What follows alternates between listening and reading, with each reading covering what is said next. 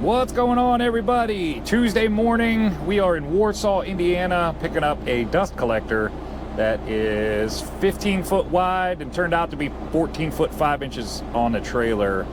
Was supposed to be 13.9. Oh man, was supposed to be 13 foot 11 on the trailer, and she grew a little bit.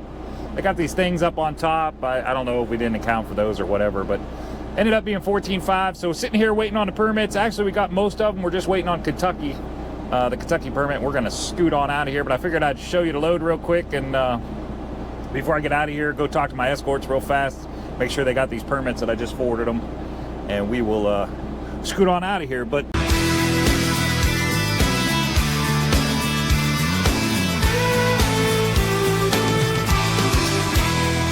ride across these plains and prairies, rocky mountain highs, fade off into the distance like ghost riders in the sky. Black smoke and white line, steel horses side by side. It's more than just a living, y'all. Hell, it's our way of life. We're the last of the cowboys. First, let's show you this load. This thing is 38 foot long, they said, and weighs roughly 25,000 pounds. I don't think it's even that heavy, but it's close. Probably between 20 and 25. And we are 14 foot 11 and a half inches wide, so we're calling that 15.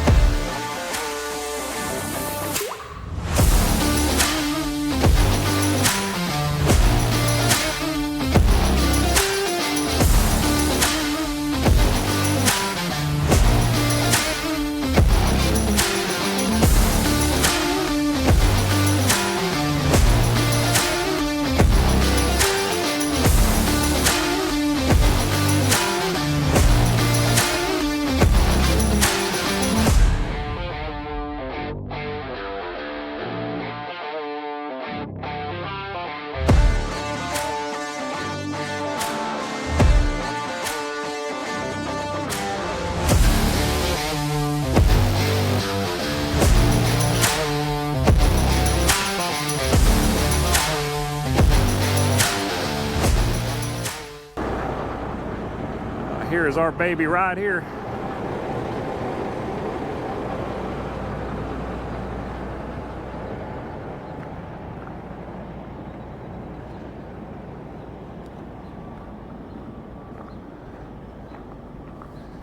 You just saw me putting it on. What I did for placement on this thing, there was only one spot it could go, and it barely made it there, and I'll show it to you real quick. We were cramming that thing in there. I don't know if you can see that, but we got about a ½ an inch between that sheeting.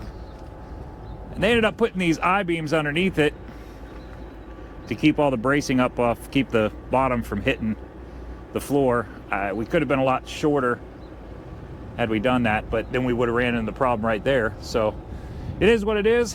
Made it work. So what I did for securement on this thing is I tied into this right on the outside and X'd across on both sides.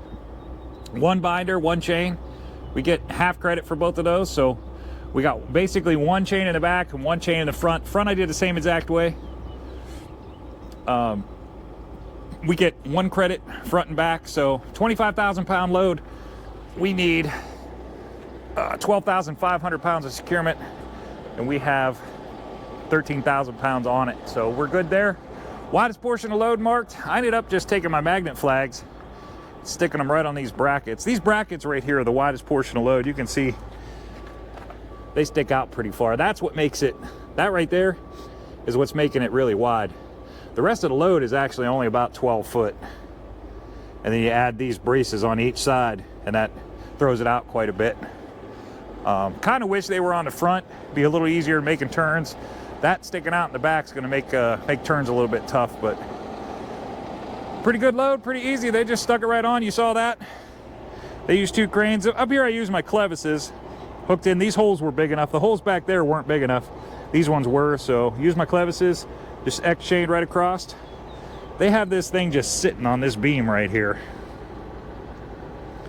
Not crazy about that, but I got it locked in there pretty good. I don't think it's going to go anywhere. The other thing I'm kind of concerned about is my magnet flag. there isn't a whole lot of magnet there. I might end up having to get my bungee flags out, hook them with bungee flag. But then I got the legs. They got legs that these things sit on when they're not being, until they're stood up and being installed. So got the legs on the deck of the trailer. Can do that because we aren't heavy, so we can have extra pieces. So let's go make sure our escorts got what they need. Make sure they got these permits here.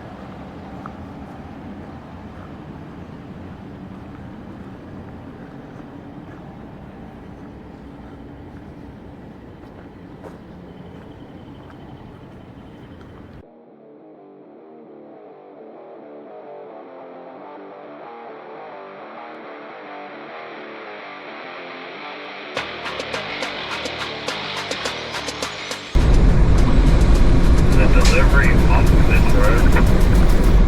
Now it looks like we have to turn right on the road. They're probably the next road. We got to turn right and take it around. This road is Collie Eastport Junior Drive. Yeah, that's what we need. That's the address anyway. Now just give us selection here. Yeah, it looks like it's this one.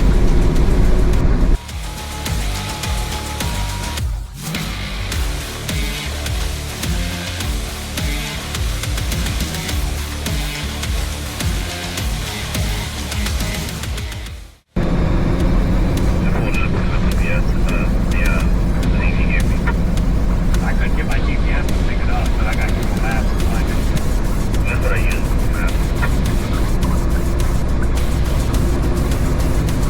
Gonna go around and run that one.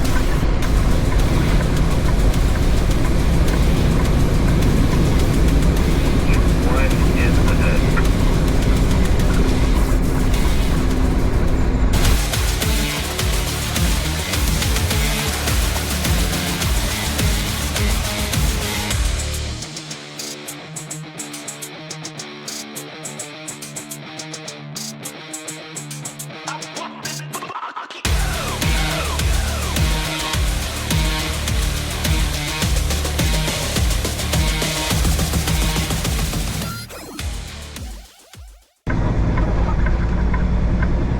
You have to go over here to the truck parking. Been here before, I think.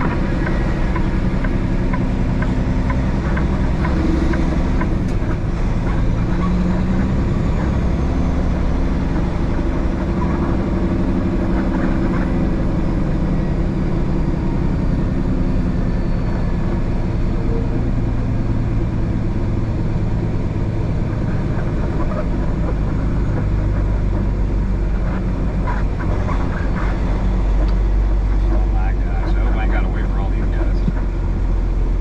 Yeah, you can get that 2 o'clock appointment by and then you have to wait for monsters by. Yeah, no joke.